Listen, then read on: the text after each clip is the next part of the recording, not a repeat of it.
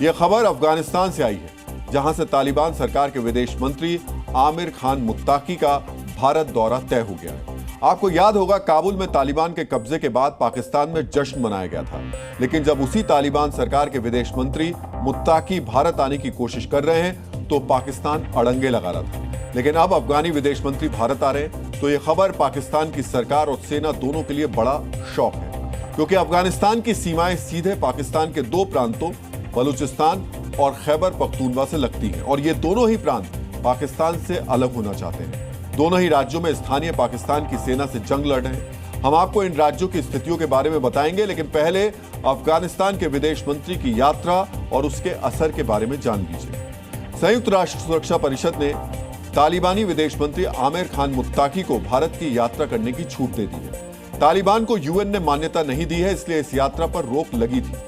वैसे ये यात्रा पहले ही हो जाती, लेकिन जिस वक्त पाकिस्तान यूएनएससी का अध्यक्ष था, उसने अफगानिस्तान के विदेश मंत्री को भारत दौरे की इजाजत नहीं मिलने दी।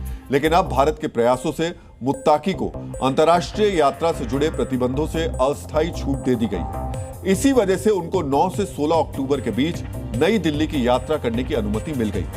भारत की यात्रा पर मुत्ताकी विदेश मंत्री एस जयशंकर से मुलाकात करेंगे।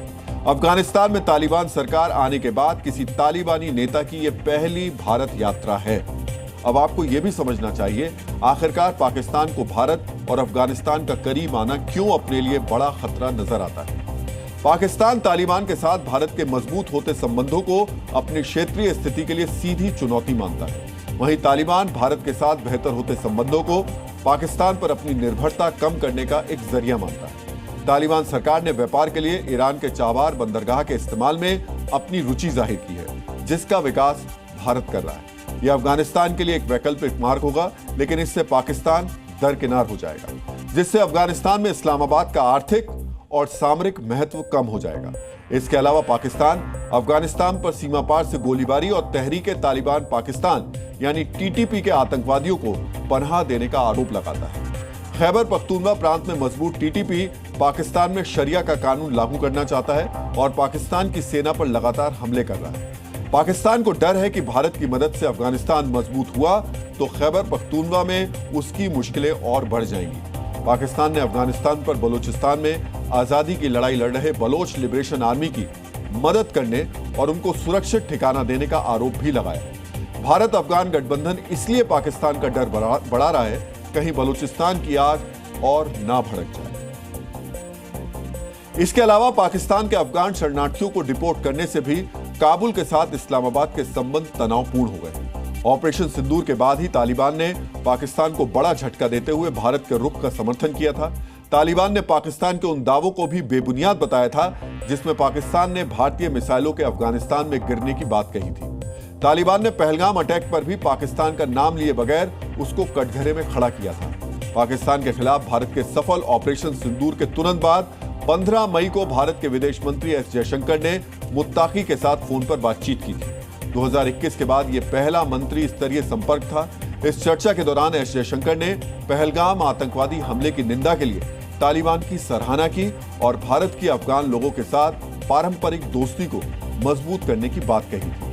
अब मुत्ताकी भारत आएंगे तो कहा जा रहा है अफगानिस्तान में भारत की सहायता से जुड़ी योजनाओं पर चर्चा होगी, लेकिन अफगान मंत्री का दौरा काफी बड़ा है। ऐसे में पाकिस्तान को भारत और अफगानिस्तान की तालिबान सरकार के बीच गुप्त समझौते की टेंशन हो रही है, जिसका असर उसके दो राज्यों पर पड़ना तय है, उसके भूगोल पर पड़ना तय है।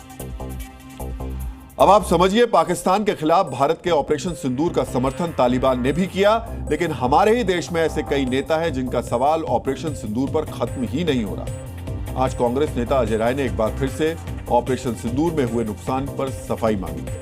हमारी सेना जो बात कह रही है उस पर इन्हें यकीन नहीं।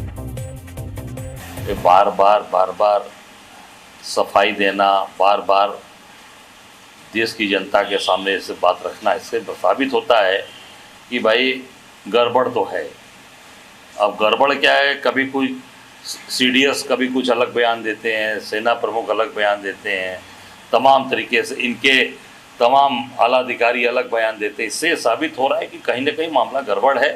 अब इसको पूरी तरीके से देश के सामने आके सारी बातों को कहना चाहिए कि असलियत क्या है, और सत्यता क्या है ये देश को बताना चाहिए। अपनी सेना पर इन्हें भरोसा नहीं है तो क्या इन्हें उस पाकिस्तान पर यकीन है जो मनोहर कहानियां सुनाता आ रहा है? क्या इन्हें उस पाकिस्तान पर भरोसा है जो ट्रॉफी चोर को भी गोल्ड मेडल देने की तैयारी कर रहा है?